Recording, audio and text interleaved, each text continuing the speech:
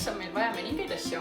Esiteks on vaja oliivõli, siis fortejuustu ja kas mandleid või siis seedermenni seemneid.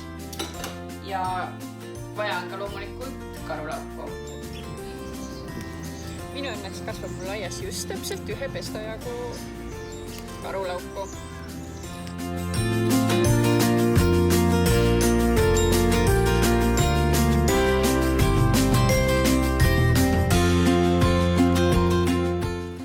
Ja nii, sellest vast peaks piisama.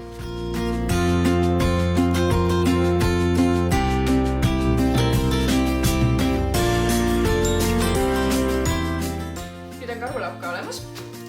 Ja protsess ise on hästi lihtne. Meil on vaja midagi, millega see karulauk ja kõik need muud asjad peenestada. Alustuseks ma riivin ära juustu ja siis toimetame edasi.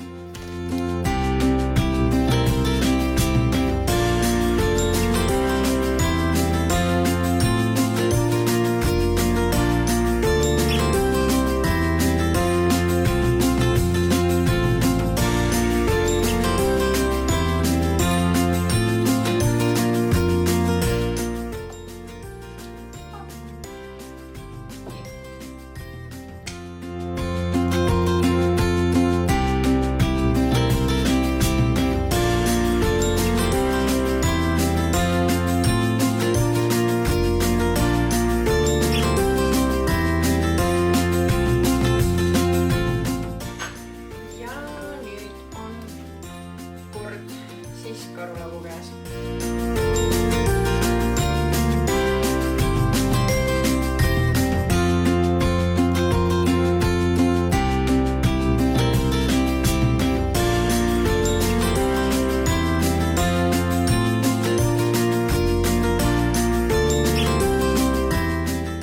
Nii.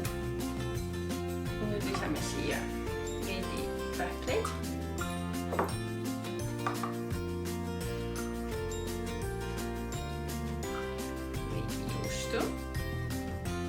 Tegelikult on päris palju juustu, mulle palju juustu.